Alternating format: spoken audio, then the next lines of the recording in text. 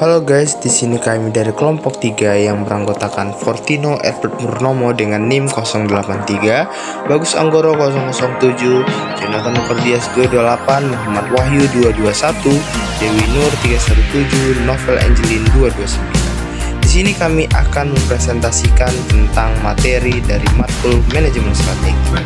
Guys, kita ada tugas tahu besok presentasi. Waduh. Presentasi apa? Tak cek. Oh itu manajemen strategik dan kepemimpinan. Siapa? Oh, Manstrat. Yes. Gimana ya? Ayo buat sekarang. buat yuk. Ayo buat. Guys, kalian ingat nggak yang dijelasin Bu Insi kemarin mengenai pengertian manajemen strategi? Jadi kalau dari catatanku sih, pengertian manajemen strategi terdiri dari dua kata, yaitu manajemen dan strategi. Menurut KBBI sendiri, manajemen berarti penggunaan sumber daya secara efektif untuk mencapai tujuan atau sasaran. Sedangkan nih, kalau aku cari-cari sendiri, menurut Dr. H. Melayu SP Hasibuan, manajemen adalah seni atau ilmu untuk mengatur dan memproses sumber daya, baik sumber daya manusia maupun sumber daya lainnya. Kalau dari pengertian Kino tadi, pasti manajemen strategi ini ada tujuannya sih. Iya sih pasti sih ada tujuannya. Kira-kira apa ya? Aku tahu tujuannya. Nah, kamu tahu gak asal tujuan dari manajemen strategi? Tujuannya adalah ada beberapa, yaitu salah satunya tujuan utamanya dari manajemen strategi adalah untuk memastikan bahwa organisasi itu dapat mencapai visi dan misinya dengan cara yang efektif dan juga efisien. Emang kita lah butuh banget kak manajemen strategi ini di kehidupan nyata? Penting banget. Kamu tahu gak pentingnya manajemen strategi itu untuk apa? Enggak, emangnya apa sih yuk? Nah, Kamu aku jelasin nih. Nah, pentingnya manajemen strategi itu terletak pada kemampuannya untuk memberikan arah dan juga fokus kepada organisasi dalam menghadapi lingkungan bisnis yang kompleks dan juga bisa berubah-ubah.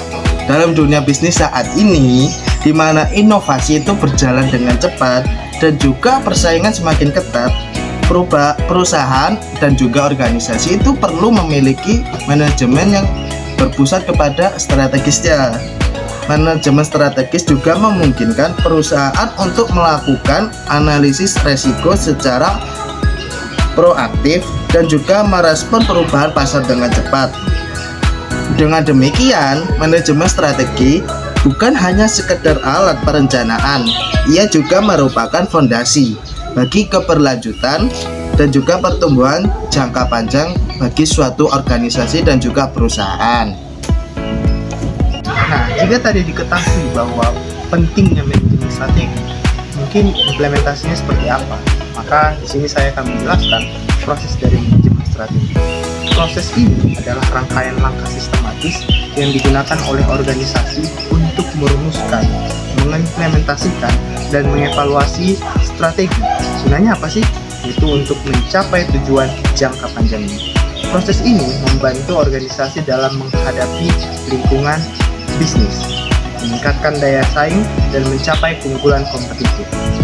Nah, mungkin cara-caranya bisa melalui analisis situasi, yaitu kalau kita menilai kondisi eksternal dan internal organisasi melalui analisis SWOT atau SWOT, yaitu kekuatan, kelemahan, peluang, dan ancaman, yaitu untuk memahami tantangan dan peluang yang ada. Yang kedua, itu kita harus menetapkan visi dan misi dalam manajemen strategi.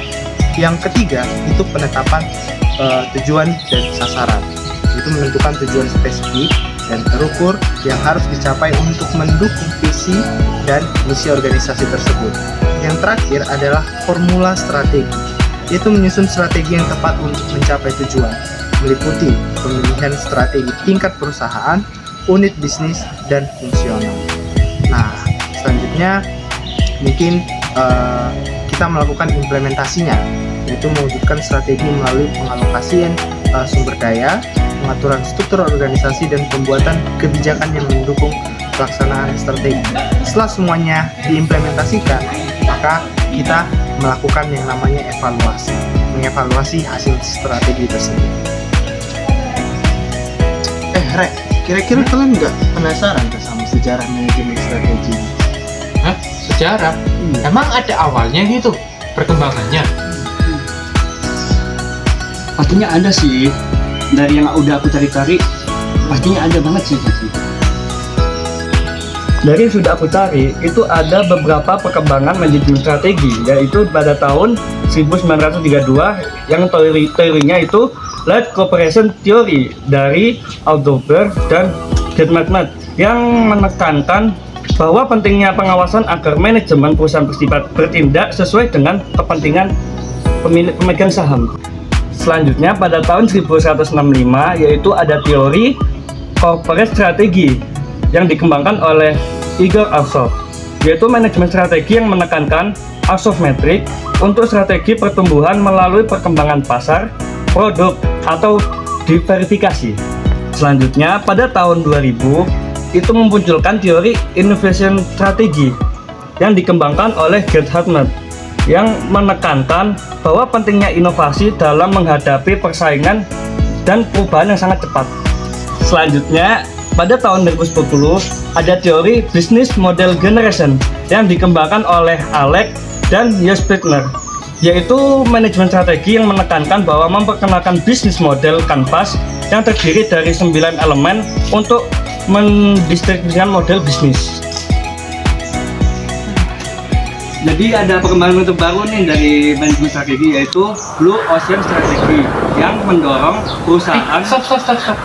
Guys, kayaknya mau hujan deh. Bubar yuk. Boleh.